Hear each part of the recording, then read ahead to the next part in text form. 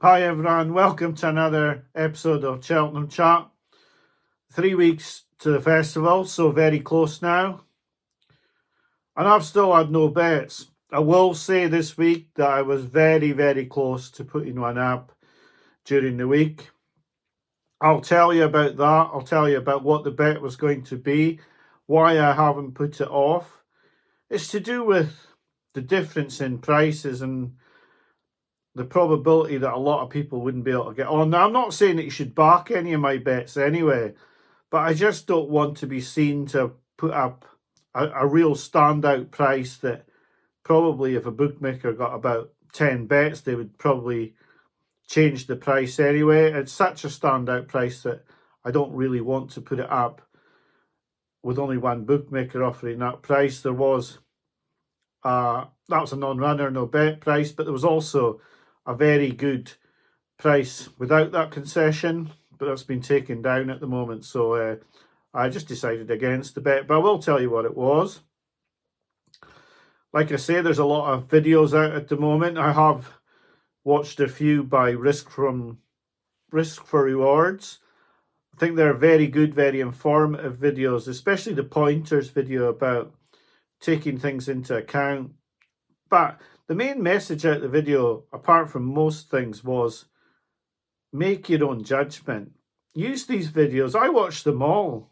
I watch everybody's videos to see what they're putting up. But I don't go backing all the selections. I don't go betting on everything that everyone says. I just advise you don't use the bookie backed ones. If you look at their selections, they're absolutely horrendous.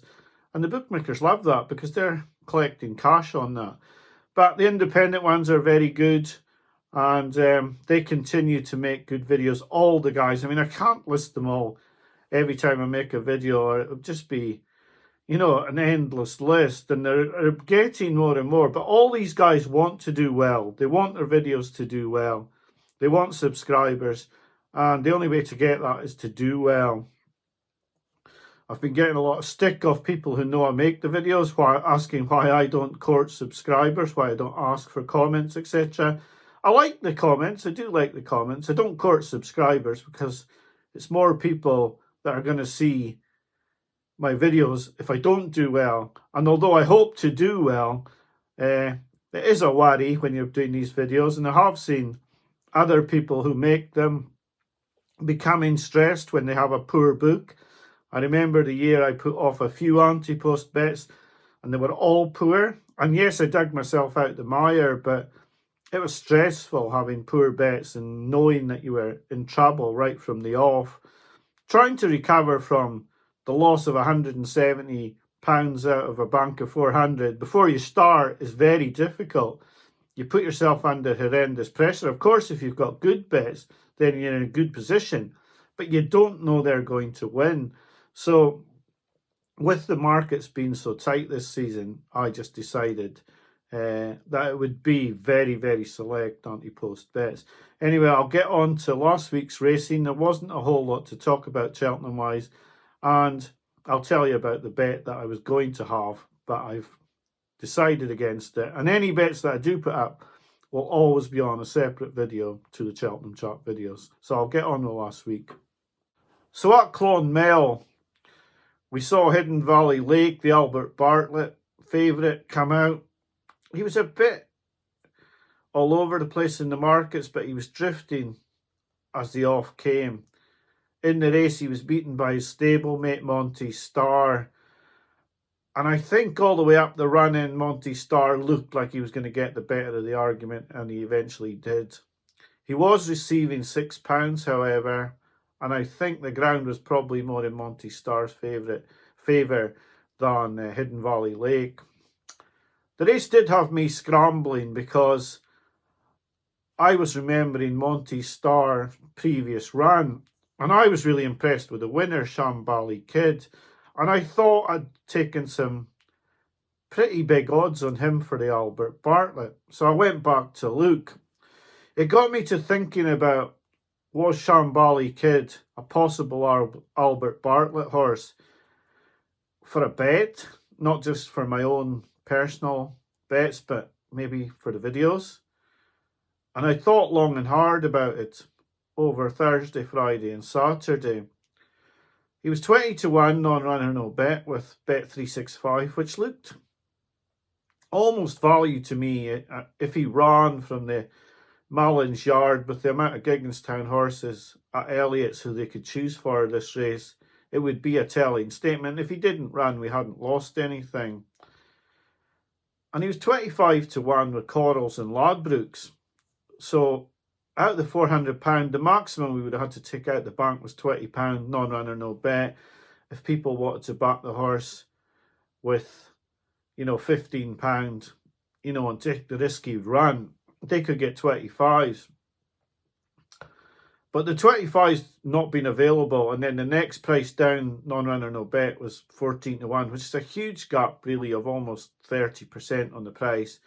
I just decided, with only one bookmaker having 20 to 1 non-runner, no bet, to shelve the bet. But to put into context, Shanbally Kid is the first Gigginstown horse at Willie Mullins Yard in a long time. I thought he might be worth the risk because after winning his bumper, he was bought by Gigginstown and then sent to Willie Mullins. He was beaten over 2 miles, went up 4 furlongs at Navan and then beat Monty Star. And I thought he beat him quite comprehensively as well. His time was reasonably good. I mean, it was 4 seconds slower than the Grade B handicap, but the horse carried £12 more than the winner of that handicap, so roughly around the same time as the winner if you take into account the weights. I just thought Shanbally Kid looked good over 2 miles 4 that day and would appreciate further. And if I could have recommended the bet with a few bookmakers 20 to 1 non-runner no bet, I would have probably put it up.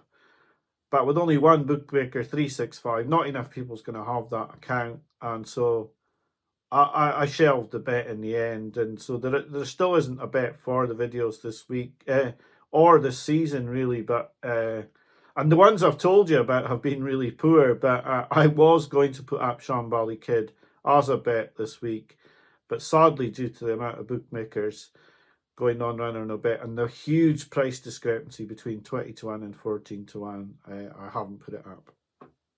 On Saturday, the Red Mills hurdle at Gowran didn't really interest me as a Cheltenham medium. I don't think Phil Dorr going back over hurdles is going to really be taking any of the high honours at Cheltenham, I wouldn't think.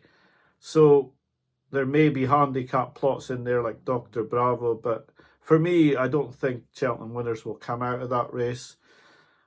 The Red Mills Chase was a different story. Janadil was a really good winner. Now, he'd been second in the Ryanair last season, and he catapulted straight into 6 to 1 for the Ryanair after this win. And it was a really taking performance where he was sat out the back by Rachel Blackmore, and he's come through and won really nicely. He's probably burst the bubble of Hot on Colours, who's probably not going to go to the festival now, I wouldn't think. I don't think he'll supplement a horse like this after being beaten by Janadil. But Janadil looked a serious Ryanair contender. But then, 15 minutes later at Ascot, Shishkin came back to form with a bang. And he's absolutely trounced-picked Dory and Fakir Duderiz.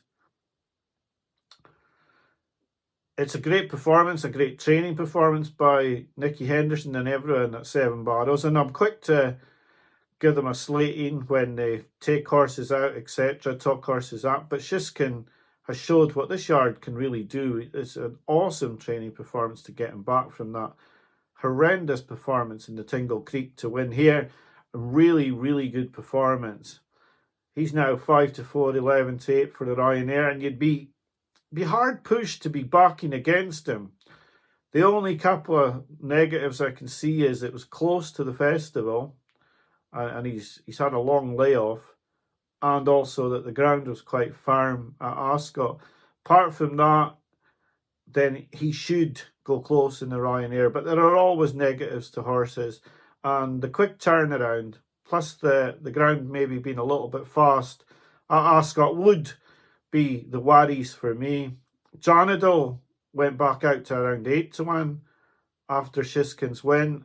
I thought his performance was really good. I think at 8-1, he's each way shot to nothing. It was a really, really good performance by Janadil. Both performances, I suppose, have ruined a lot of bets for Cheltenham that people have been putting off. People have written off Shishkin. A lot of people had forgotten about Janadil. And now they take up a lot of the market, where a lot of people would have been on Fucker Dudiri, a lot of people would have been on Blue Lord, and they're seeing their bets, all of a sudden not look such a good light. So yeah, we learned a lot about the Ryanair in that race. When I talked about Shanbally Kid, I do have worries about the markets at the moment. As they go non-runner, no bet. We got caught out last season. We made a profit, nearly doubled our bank. But I still put off the nice guy at 14-1, non-runner, no bet, and he went off at 18-1. And there were a few like that where I was swithering whether to have a bet.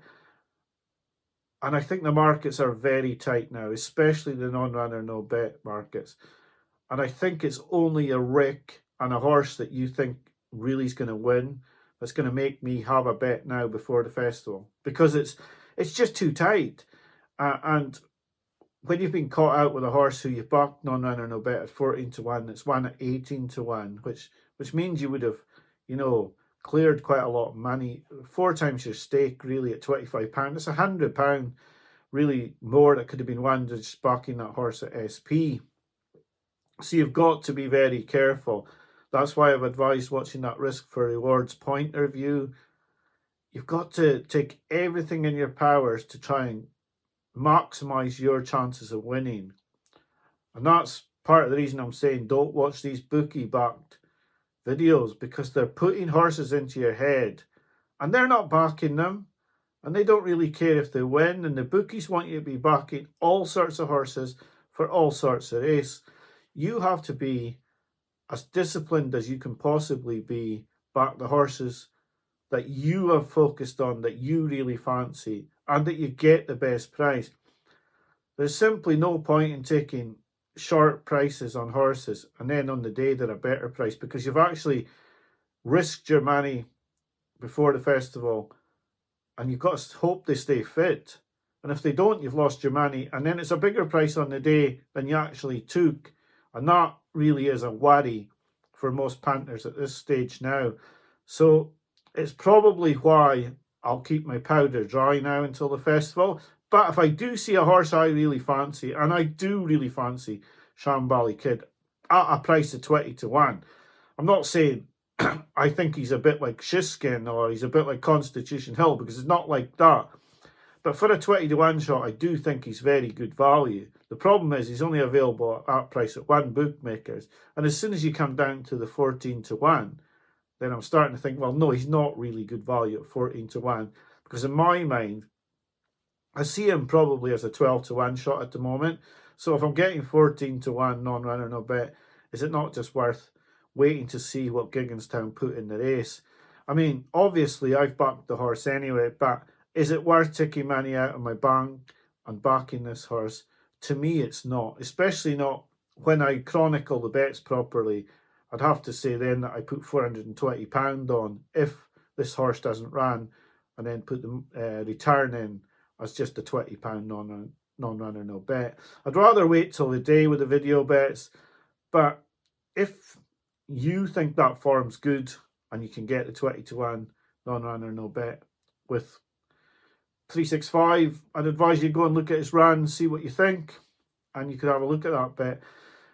Not a lot more to say. I am going to be on 2 videos, but they're closer to the festival. I'll be on Day 2's preview of the Cheltenham Exchange, and I'll be on the Cheltenham Festival preview with SM Media.